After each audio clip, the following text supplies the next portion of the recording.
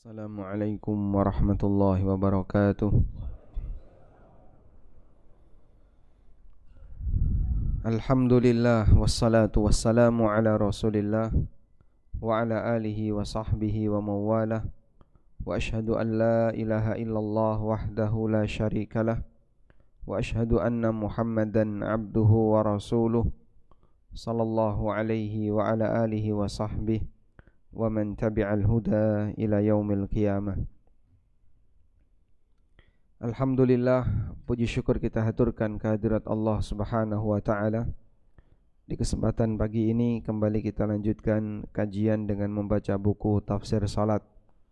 Dan insyaallah kita akan membaca tentang merenungkan makna dan gerakan dalam salat. Merenungkan makna gerakan dalam salat. Baik. Bapak Ibu yang dimuliakan Allah taala, ketika kita salat ada dua yang kita lakukan, gerakan dan bacaan. Dan di buku tafsir salat kita akan merenungkan makna gerakan dan juga makna bacaan. Di bagian awal kami bahas terlebih dahulu merenungkan makna gerakan, karena gerakan ini lebih mudah untuk dikumpulkan. Sebab kita tahu bagaimana gerakan salat dari awal sampai akhir. Sekarang apa makna merenungkan gerakan dalam salat? Merenungkan gerakan bentuknya ada dua. Yang pertama adalah merenungkan bagaimana cara melakukan gerakan yang sesuai sunnah. Merenungkan bagaimana cara melakukan gerakan yang sesuai sunnah. Meniru itu bisa mempengaruhi kondisi batin.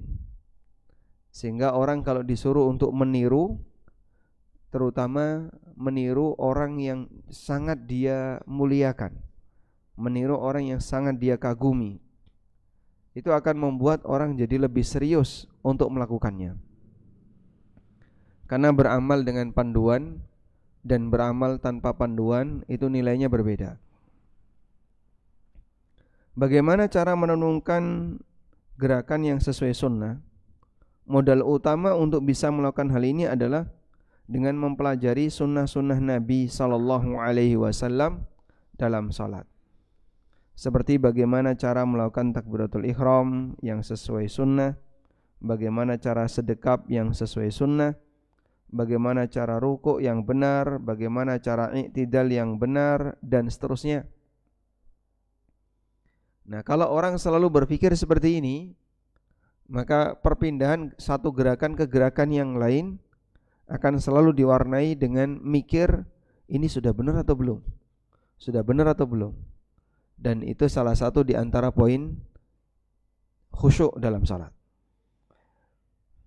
Mengapa harus sesuai sunnah? Karena secara umum manusia akan semakin yakin dengan amalannya jika amalan itu sesuai dengan praktek yang dilakukan oleh panutannya. Dan panutan tertinggi kita adalah Nabi Sallallahu Alaihi Wasallam. Sehingga kalau kita melaksanakan salat sesuai dengan panutan tertinggi, yaitu Rasulullah Sallallahu Alaihi Wasallam, akan membuat salat kita lebih bersemangat ya, atau lebih banyak memikirkan apakah ini sudah benar atau belum. Sehingga jika Anda ingin gerakan salat Anda yakin benar, ikuti praktek Nabi Sallallahu Alaihi Wasallam. Beliau pernah menegaskan hal ini dengan dalam sabdanya, "Wasallu kama ra'aitumuni usalli." Kerjakanlah salat sebagaimana kalian melihatku salat. Baik. Tidak ada manusia yang sejarahnya lebih lengkap dibandingkan Nabi Muhammad Sallallahu Alaihi Wasallam.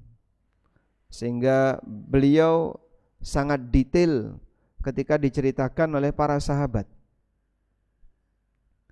Sementara kita kalau melihat orang lain, sejarahnya itu parsial-parsial. Namun Nabi SAW sejarahnya sangat lengkap. Sehingga kalau misalnya di sini saya cari sampel dulu ya. Masya Allah. Coba yang ngantuk boleh angkat tangan. Bapak enggak ngantuk kan? Enggak ngantuk, maka saya tunjuk. Siapa manusia yang paling Bapak kenali? Siapa manusia yang paling Bapak kenali? Orang tua. Lebih kenal orang tua atau lebih kenal anak? Lebih kenal orang tua atau anak? Anak. Kalau misalnya ya, cucu, cucu. Kalau misalnya kita diminta untuk menulis, coba tuliskan sejarah orang tua Bapak. Itu kira-kira jadi buku berapa jilid? 1 lembar. Artinya apa? Banyak yang hilang, yang kita nggak tahu. Sehingga kalau kita diminta untuk menuliskan detail sejarah orang tua kita, detail sejarah anak kita, mungkin banyak yang kita tidak tahu. Seorang suami misalnya disuruh nulis tentang istrinya, paling hanya jadi 2 halaman. Istri disuruh nulis tentang suaminya, setengah halaman. Isinya mau turu Pak, turu, udut.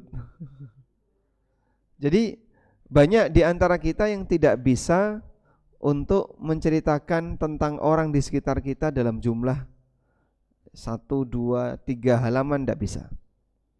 Tapi Nabi SAW diceritakan oleh para sahabat dengan sangat detail. Maka sirah nabawiyah itu bagian dari salah satu bukti mukjizat.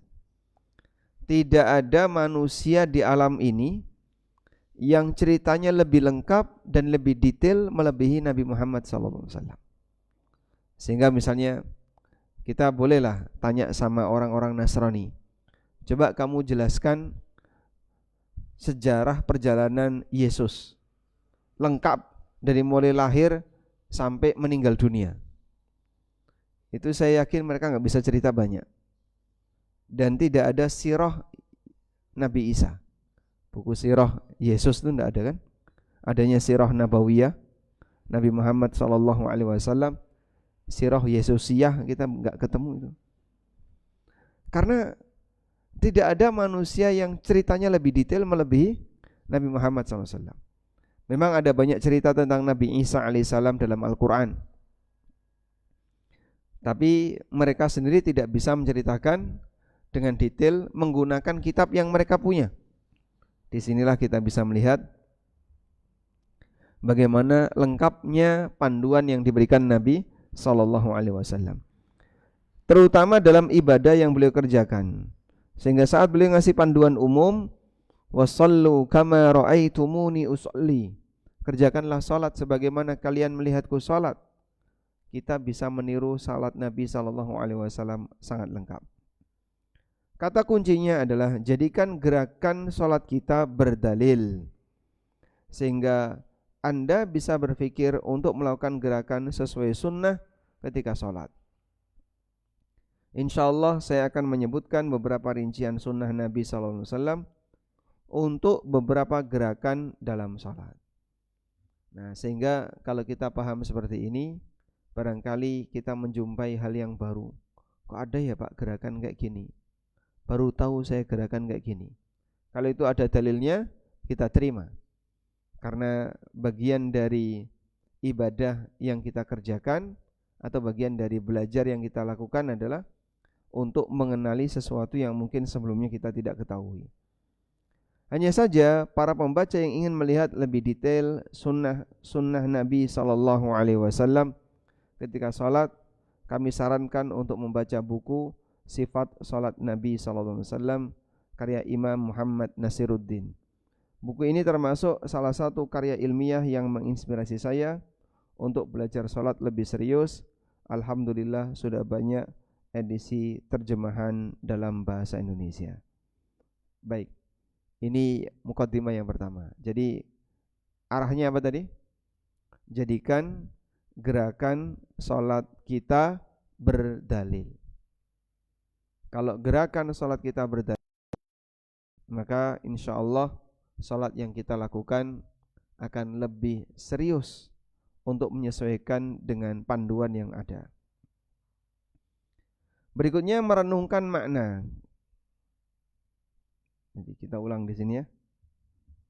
Merenungkan gerakan dalam salat, merenungkan gerakan salat ada dua ya. Yang pertama apa? Merenungkan tata cara. Merenungkan cara yang benar. Ini sudah benar belum? Sudah benar belum? Nah, ini penting. Karena kalau caranya sudah benar, insya Allah berarti sholatnya sudah sesuai panduan. Yang kedua, merenungkan makna. Merenungkan cara dan merenungkan makna. Gerakan. Apakah gerakan yang kita lakukan ini maknanya seperti apa? Coba kita lihat di sini. Allah menurunkan syariat salat dipenuhi dengan hikmah. Sehingga setiap gerakan yang dilakukan hamba hakikatnya mengandung makna, mengandung banyak makna dan hikmah. Meskipun banyak orang yang tidak menyadarinya. Sebab gerakan salat itu bukan gerakan sebatas senam atau gerakan fisik, tapi di balik itu ada hikmahnya. Dan Masya Allah, cara orang dalam menggali hikmah ini sesuai dengan latar belakang disiplin ilmunya. Sehingga dokter dia bisa menggali hikmah dari gerakan sholat sesuai dengan pendekatan medis. Nanti mungkin orang di bidang tertentu bisa menggali dari sisi pendekatan ilmu yang lain. Ada salah satu buku yang berisi tentang menggali kesehatan ya. Menggali makna kesehatan dalam gerakan-gerakan sholat yang dikerjakan oleh seseorang, ditulis oleh Dr. Sagiran ya. Dan saya pernah melihat cover buku itu, sehingga beliau memberitahu tentang bagaimana cara bergerak yang benar, kemudian pengaruhnya terhadap kesehatan. Misalnya ini akan membuat tulang di sini lebih bagus atau otot seterusnya. Di kesempatan kali ini kita akan melihat lebih dekat gerakan demi gerakan dalam sholat, bagaimana hikmah dan makna yang perlu kita renungkan. Pertama, hikmah dan makna berdiri ketika sholat. Untuk sholat wajib, posisi berdiri merupakan rukun sholat. Allah Ta'ala perintahkan orang yang sholat untuk berdiri melalui firman-Nya, hafidhu 'alas salawati was salatil wusta wa qumu lillahi qanitin. Jagalah salat 5 waktu dan jagalah salat al-wusta wa qumu lillahi qanitin, dan berdirilah menghadap Allah dalam kondisi qanitin, tunduk. Tunduk yang dimaksud di sini sakitin. Qanitin bimakna sakitin. Berdirilah menghadap Allah dalam kondisi terdiam. Karena dulu para sahabat sebelum turun ayat ini, mereka ketika sholat itu bicara. Sehingga sholat wajib ngomong sama sebelahnya, piye ontone wis lahir urung? Nah, teko kapan? Nah, itu. Tanya kabar di tengah sholat. Itu dulu, sebelum ada larangan untuk diam ketika sholat. Kemudian Allah turunkan ayat ini, akhirnya semuanya diam ketika sholat. Baik, sementara dalil dari hadis disebutkan dalam hadis dari Imran bin Husain radhiyallahu anhu, Nabi SAW bersabda, "Shalli qa'iman," kerjakanlah salat sambil berdiri. "Fa illam tastati' fa qa'idan," kalau enggak bisa kerjakanlah sambil duduk. "Fa illam tastati' fa 'ala janbin," kalau enggak bisa maka salat sambil tiduran miring. Hadis riwayat Bukhari. Nah, kita ulangi di sini. Berdiri ketika sholat. Yang pertama, untuk sholat wajib. Apa hukum berdiri ketika sholat untuk sholat wajib? Ini hukumnya rukun. Jadi tidak boleh orang yang tidak punya uzur untuk tidak berdiri ketika sholat wajib. Nah, berlakulah di sini satu kaidah. Berlaku satu kaidah. Kaidahnya mengatakan al-maisur la yasqutu bil ma'sur. Al-maisur la yasqutu bil ma'sur. Sesuatu yang mudah tidak gugur gara-gara ada sesuatu yang sulit. Sesuatu yang mudah tidak gugur karena ada bagian yang sulit. Sehingga berdasarkan kaidah ini, jika bisa berdiri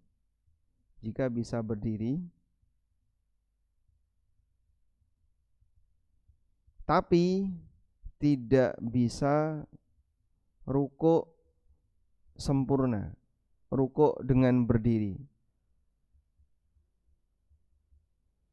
Kalau rukuk dengan berdiri, Allahu Akbar, nyungsep, jatuh dia, sehingga dia nggak bisa rukuk seperti ini.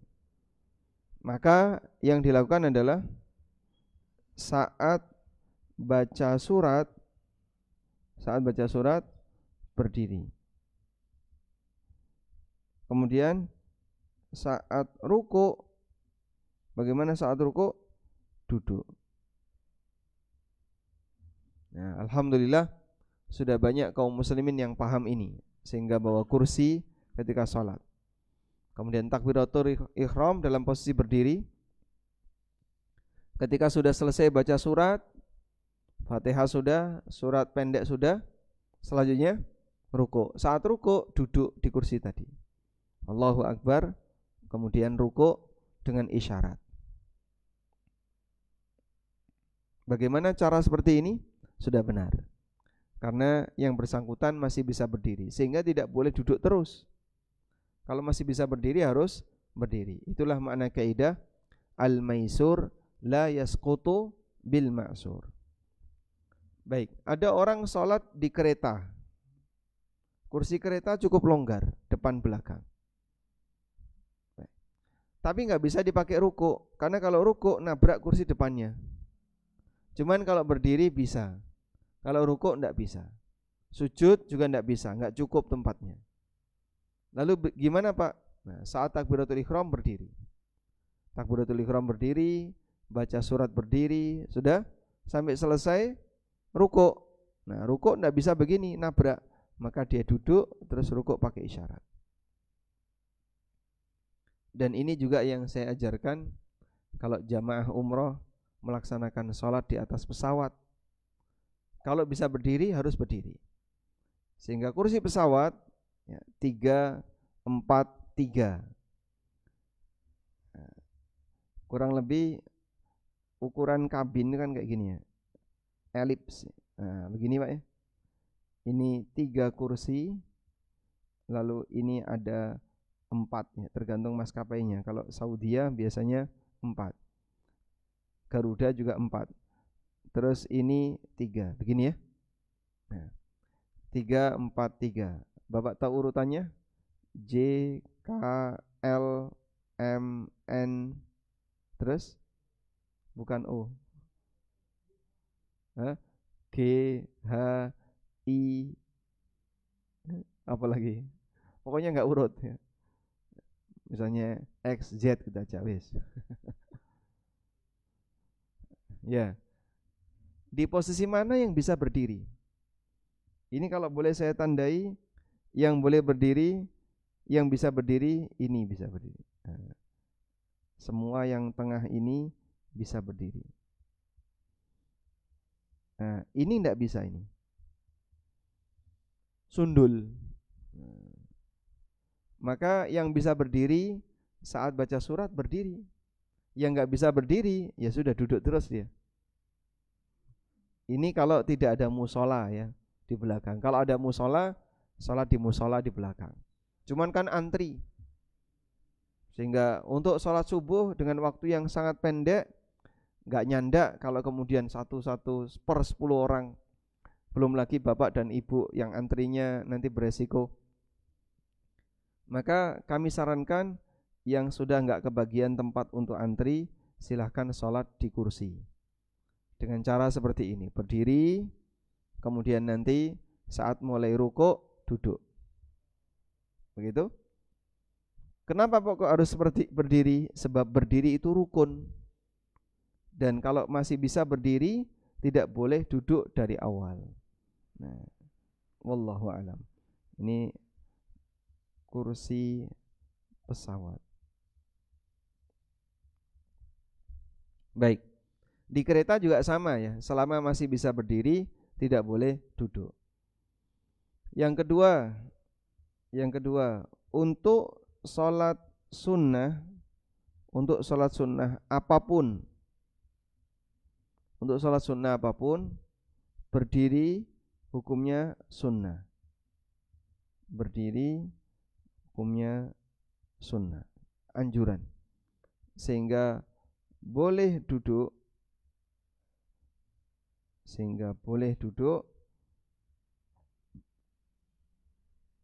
terus walaupun bisa berdiri.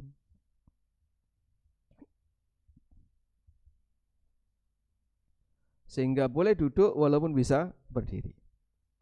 Dan kebiasaan Nabi SAW, beliau sholat di atas onta atau di atas kendaraan, di atas tunggangan. Gimana Pak sholat di atas tunggangan? Ya cuman berdiam di atas kemudian sholat sambil duduk. Tidak mungkin sholat di atas tunggangan sambil berdiri. Itu akrobat namanya. Beliau sholatnya sambil duduk. Kadang kita bayangin, Bapak pernah naik onta enggak? Pernah Pak naik onta Pak? Hah? Belum? Coba sesekali naik di Gembira Logo Pak, di Ponpin. Jadi biar tahu rasa goyangannya Pak. Goyangannya itu Masya Allah. Sehingga dia gak bisa diem. Gimana nyuruh diem? Kalau nyuruh diem jangan goyang ya, dia berhenti. Sehingga di atas onta, ketika onta itu bergerak, kita itu bergoyang. Saya bayangin orang dulu kalau melakukan perjalanan berbulan-bulan, berhari-hari, goyang terus di atas onta. Itu kalau turun kan masih goyang. Kita saja kalau naik kendaraan ya, jalannya enggak tenang, jalannya Masya Allah seperti kali asat, seperti sungai yang kering, goyang-goyang, kita merasa enggak nyaman. Padahal cuman baru sebentar. Sementara dulu orang ketika naik onta, mereka bergoyang selama berhari-hari untuk melakukan perjalanan. Madinah Mekah ketika itu ditempuh dalam waktu 7 hari. Masya Allah. Nah itu goyangan di dalam dengan melaksanakan sholat di dalam bisa mereka. Nah, kita di atas tol, kemudian ketemu jalan gelombang dikit, gludek, gludek, gludek. Itu sudah komentar. Padahal orang dulu mereka melakukan perjalanan di atas onta itu sambil banyak bergoyang. Dan Nabi SAW sholat. Baik. Pertanyaannya, pernah enggak Bapak sholat di atas motor? Sholat di atas motor? Belum pernah? Dan mungkin bisa dicoba. Apa boleh Pak? Ya kenapa dilarang? Sholat di atas motor, sholat di atas mobil, sebagaimana sholat di atas pesawat, sebagaimana sholat di atas kereta. Tapi kan enggak bisa berdiri. Ya, jelas enggak bisa. Kamu akrobat nanti di atas motor berdiri. Maka dalam hal ini sholat sunnah boleh duduk walaupun bisa berdiri. Sehingga misalnya Ada orang melakukan safar atau mau buru-buru melakukan perjalanan. Selesai sholat wajib di masjid, langsung pergi. Terus sholat sunnahnya gimana Pak itu Pak? Kan dia belum sholat sunnah ba'diyah. Boleh sholat sunnah ba'diyah di atas motor. Sehingga motornya sebelum berangkat dia sudah siap ya. Sebelum berangkat dihadapkan ke kiblat dulu. Takbiratul ihram. Allahu akbar. Terus gas. Nah, terus gimana nanti? Ya rukuk dan sujud di atas motor. Nah kan dia sambil ngegas. Apa masalahnya? Nggak bisa sedekap. Sedekap hukumnya sunnah. Sehingga dalam hal ini dia boleh melaksanakan dengan fleksibel. Nanti kalau belok-belok gimana? Nggak aja masalah. Sebab Nabi SAW ketika sholat di atas kendaraan, beliau searah dengan arah kendaraan. Coba kita bacakan hadisnya.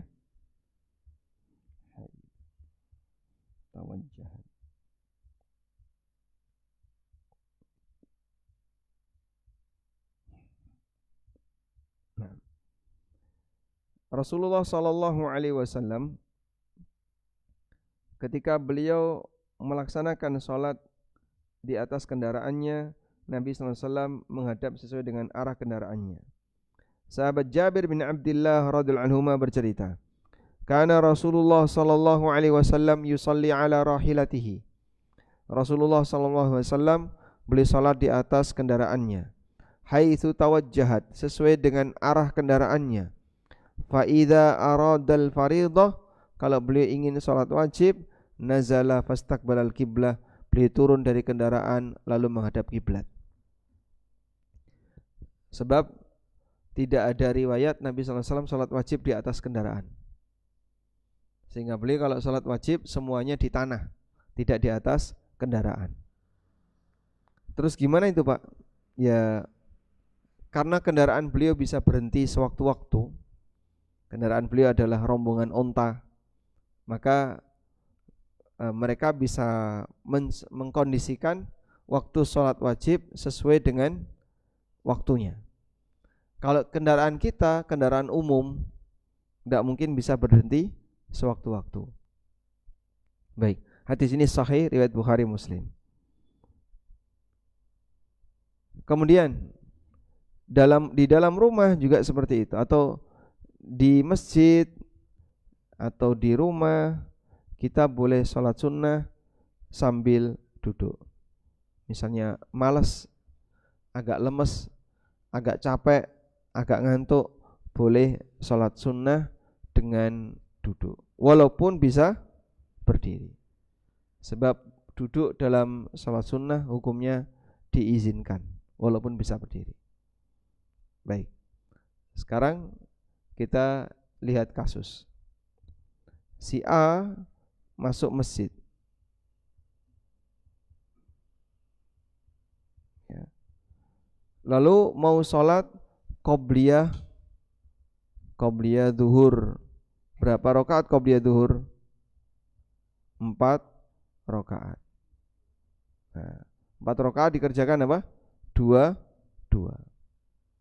Sudah? Selesai 2 rakaat, timer menunjukkan sisa waktu, timer menunjukkan 2 menit. Nah, 2 menit cukup enggak 2 rakaat? 2 menit. Cepat berarti ya. Ada 2 pilihan. Kalau yang bersangkutan sholatnya sambil berdiri, 2 menit enggak cukup. Kalau yang bersangkutan sholatnya sambil duduk, 2 menit cukup. Maka sebaiknya gimana Pak? Selesai 2 rakaat, tinggal 2 menit. Nanggung, kayaknya enggak cukup. Akhirnya dia duduk, tidak sholat, berdoa atau diam saja. Pilihan yang kedua, selesai salat 2 rakaat, 2 menit cukup, tapi salatnya sambil duduk. Kalau berdiri enggak cukup. Ya, Bapak pilih mana? Diam berdoa atau diam saja, atau salat sunnah untuk bisa tetap dapat salat sunnah qobliyah zuhur 4 rakaat, tapi duduk dulu. atau dilakukan dengan cara duduk untuk sholat yang kedua. Kali yang kedua ini bisa jadi alternatif, sehingga Bapak bisa kerjakan sholat sambil duduk agar bisa mengejar tinggal waktu 2 menit atau 1,5 menit selesai sholat 2 rakaat tapi sambil duduk, sehingga terhitung tetap mendapatkan 4 rakaat. Wallahu alam. Baik. Selanjutnya, kasus seperti ini kan mungkin agak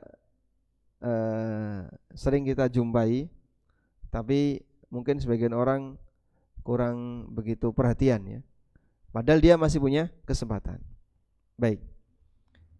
Ada orang naik mobil disupiri sama orang lain menuju masjid untuk sholat subuh. Prediksi dia sampai masjid pasti sudah qomat. Sementara dia belum qobliyah subuh. Pertanyaannya, sebaiknya di mana dia qobliyah subuh? Di mobil.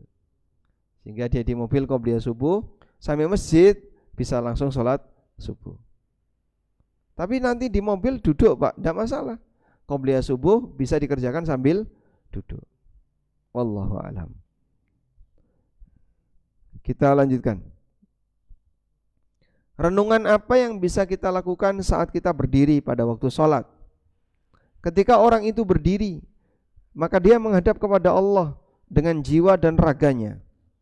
Karena itu pada saat dia berdiri ketika sholat, kita diperintahkan untuk tunduk menghadap ke tempat sujud sebagai bentuk penghormatan di hadapan Rabbul Izzah, Allah Subhanahu wa taala. Ketika Nabi SAW mengerjakan salat, beliau menundukkan kepalanya dan mengarahkan pandangannya ke tanah. Di posisi itulah Rasulullah SAW menampakkan kekhusyuan.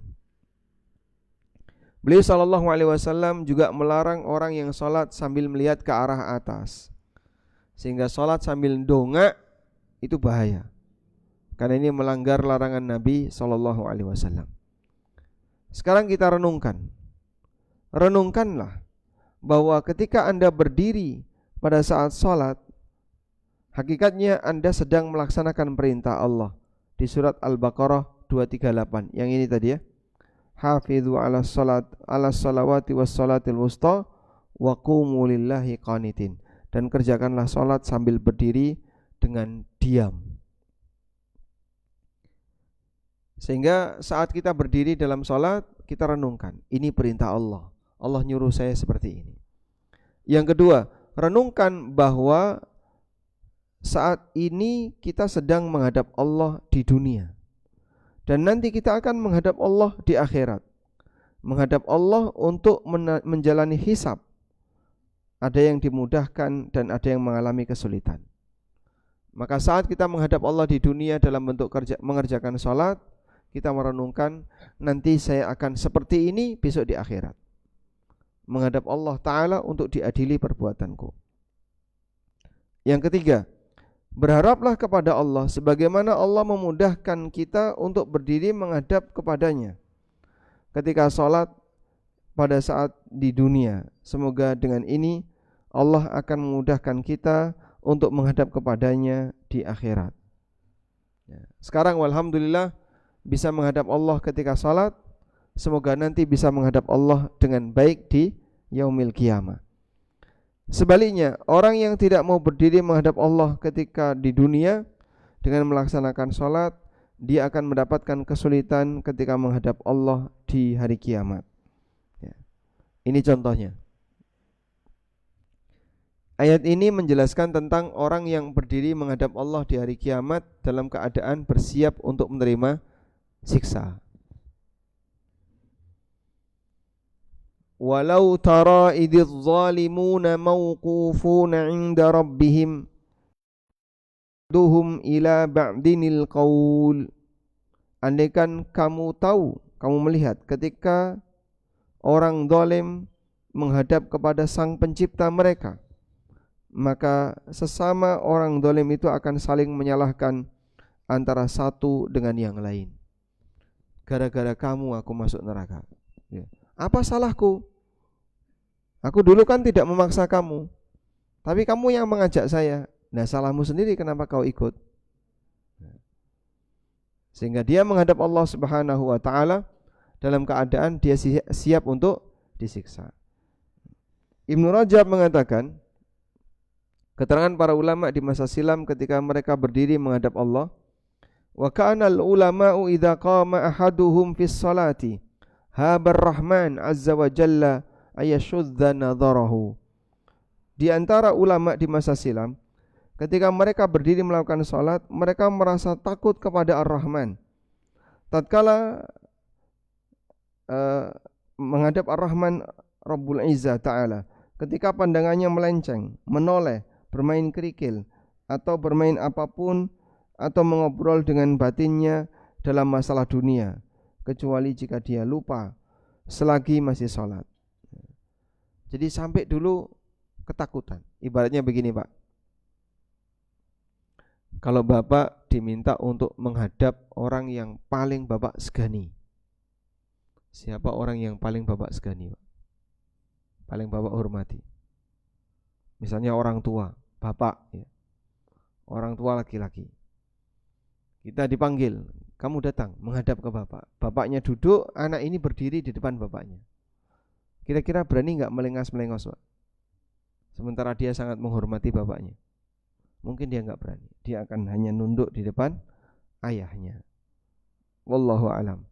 Nah itulah yang mungkin bisa kita renungkan, sehingga sampai dulu para ulama, mereka itu ketakutan ketika berdiri dalam sholat, khawatir hatinya itu melengos kemana-mana, tidak fokus kepada Allah Subhanahu wa ta'ala yang sedang berada di hadapannya ketika sholat. Wallahu a'lam. Mungkin itu yang bisa kita sampaikan sebagai pengantar. Semoga yang sedikit ini bermanfaat. Wassallallahu ala nabiyyina Muhammadin wa ala alihi wa sahbihi wasallam.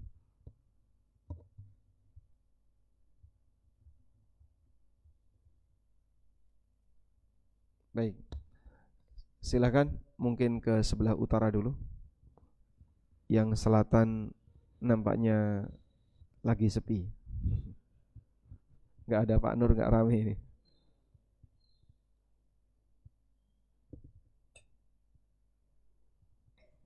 Baik.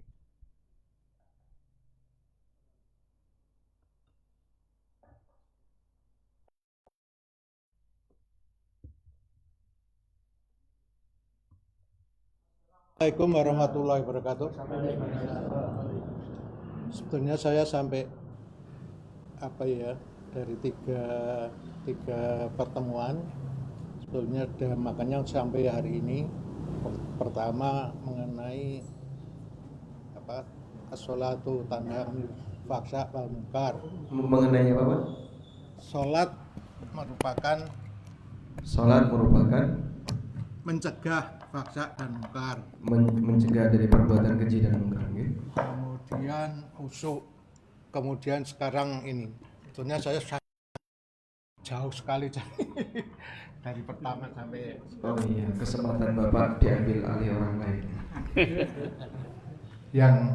yang pertama sebetulnya saya mengenai ini as-sholatu tanha 'anil fahsya wal munkar, mencegah itu. Sebetulnya maksudnya itu seperti contoh misalnya kejadian yang sering kita lihat di TV. Mestinya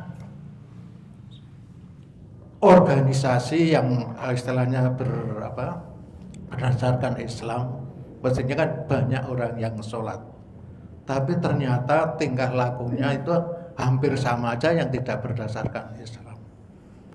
Padahal juga bisa dibilang beribu-ribu. Tanha 'anil fahsya wal munkar itu bagaimana? Kemudian mengenai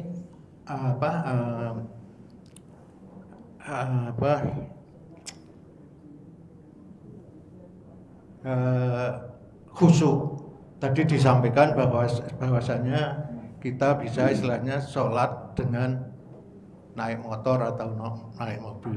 Padahal persyaratan sholat itu harus bersih badan, bersih tempat, bersih pakaian. Bagaimana itu bisa terlaksana? Kemudian khusyuknya bagaimana? Wong kita di masjid aja khusyuknya susah, apalagi naik sepeda motor atau naik mobil. Demikian, sebetulnya masih banyak pertanyaan, mungkin lain kesempatan. Insyaallah. Assalamualaikum warahmatullahi wabarakatuh. Waalaikumsalam warahmatullahi wabarakatuh. Baik, sekalian Pak, monggo.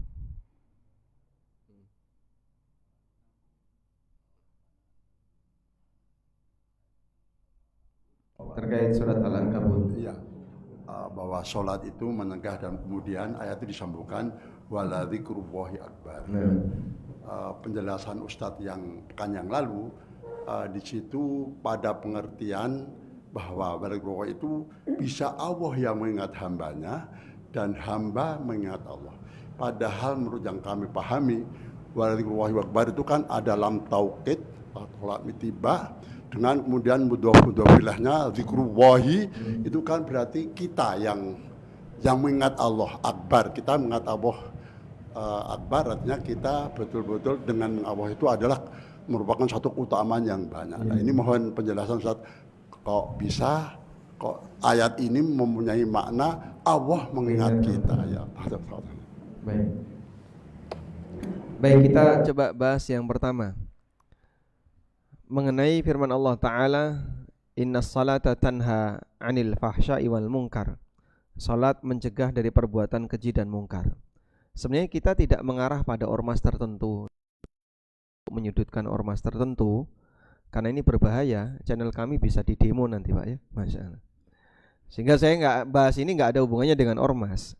Siapapun punya potensi maksiat itu. Saya sendiri, bapak ibu, siapapun muslim punya potensi maksiat. Kenapa?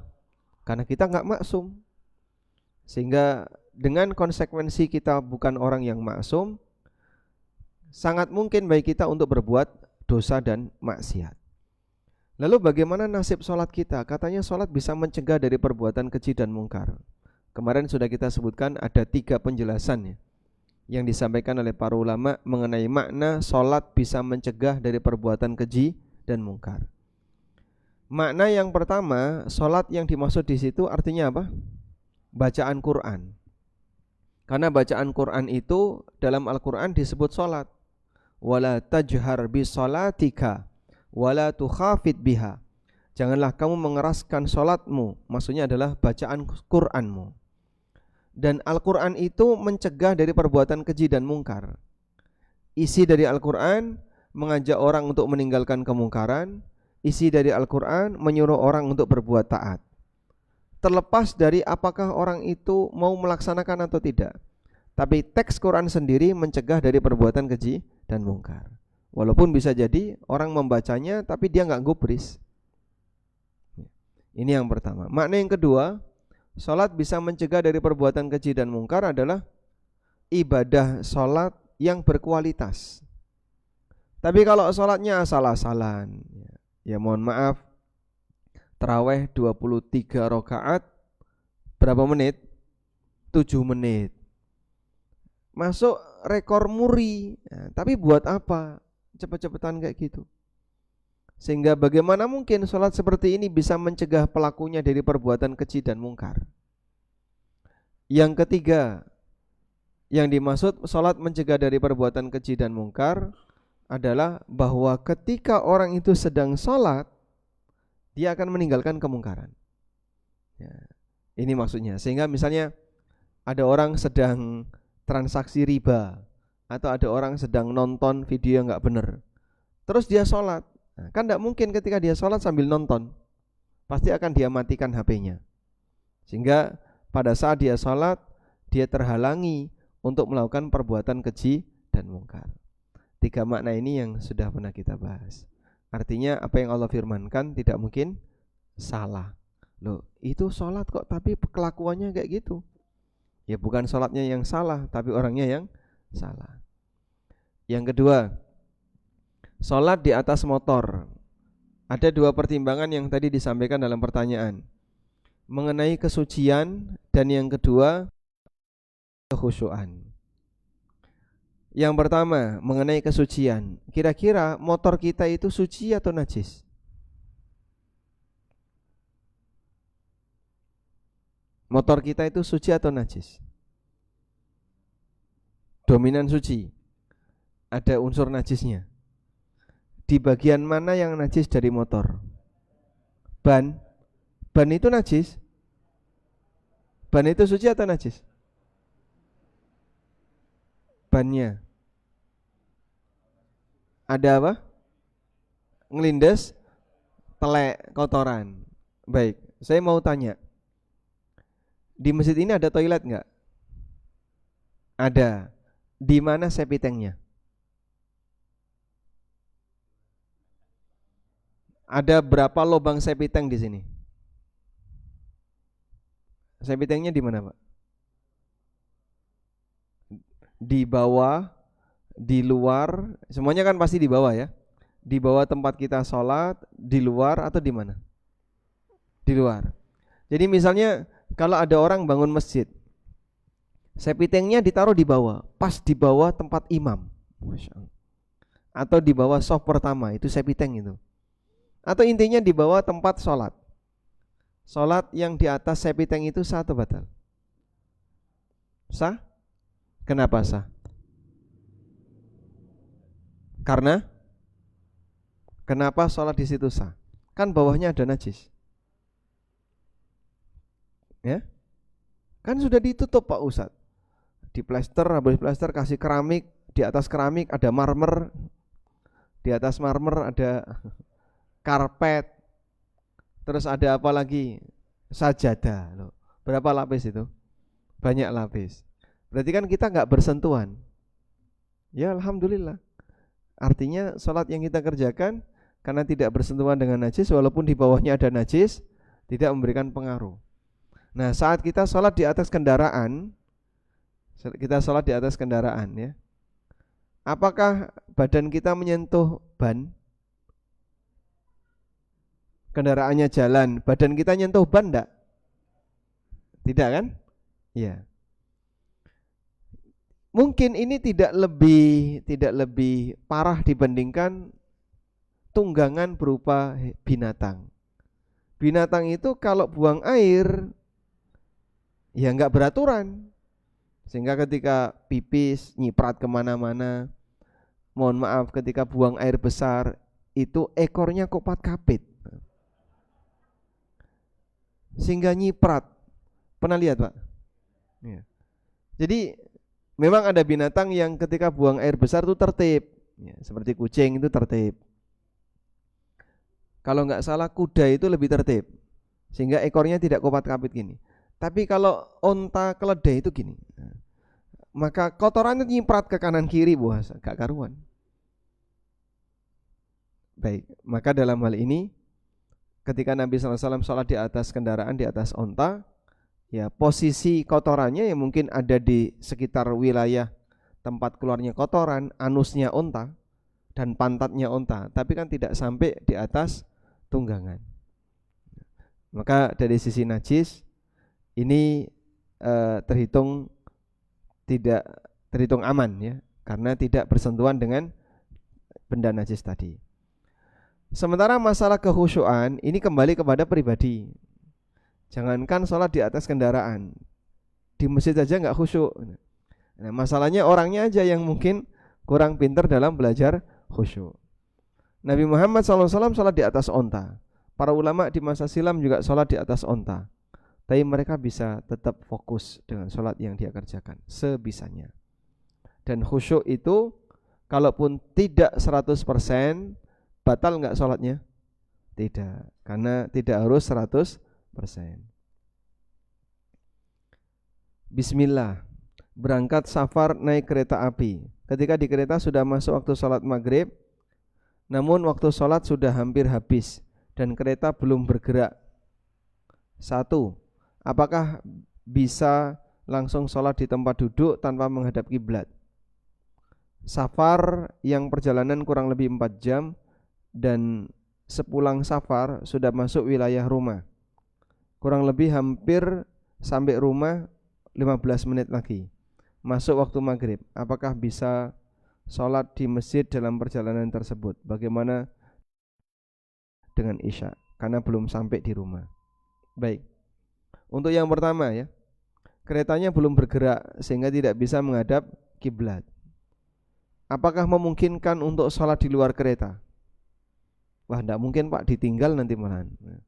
Kalau begitu silakan sholat di dalam kereta, walaupun keretanya belum bergerak. Jika ada musola kereta, cari musola kereta. Kalau tidak ada, silakan sholat di tempat sebisanya. Tapi belum menghadap kiblat keretanya dan belum bergerak, tidak masalah. Karena mengawali menghadap kiblat ketika sholat di atas kendaraan, mengawali menghadap kiblat. Jadi saat takbiratul ihram menghadap kiblat, lanjutannya bebas. Nah, mengawali menghadap kiblat di sini hukumnya anjuran dan tidak wajib. Kemudian yang kedua, kalau bapak pulang safar kemudian masuk waktu sholat, maka pilihannya dua. Tunda dulu masuk kampung sebelum melaksanakan sholat. Misalnya ya, dari arah Surabaya mau masuk Jogja. Sudah? Kalau sudah masuk Jogja, status safarnya hilang. Status safarnya hilang. Tapi kalau belum masuk Jogja, masih di Klaten misalnya, masih berstatus sebagai musafir. Sehingga Bapak nyetir prediksi, ini sampai rumah jam 1. Prediksinya ya. Tapi kalau ngebut sampai rumah setengah 12. Selisih 1,5 jam. Ya. Maka Anda misalnya saya pengen jamak qashar, ya sudah dibuat santai biar nanti masuk duhur di Klaten. Nah, ketika masuk duhur di Klaten, Bapak turun terus sholat wajib duhur jamak dengan asar qashar boleh. Lalu naik kendaraan lanjut sampai Jogja jam 1:30, masih cukup longgar. Boleh Pak seperti ini? Boleh. Nanti kalau asar Bapak sudah kerjakan asar tadi di perjalanan. Tapi kalau misalnya jam 11:30 sudah masuk Jogja, sudah? Boleh enggak jamak qashar? Kan belum sampai rumah, mampir marhamah. Ya enggak boleh. Karena ini sudah masuk kampungnya, masuk wilayahnya, sehingga status musafirnya hilang. Wallahu a'lam. Walhamdulillahirabbil alamin. Demikian yang bisa kita sampaikan. Wassallallahu ala nabiyyina Muhammadin wa ala alihi wa sahbihi wasallam. Wa akhiru da'wana anil hamdulillahi rabbil alamin. Wassalamualaikum warahmatullahi wabarakatuh.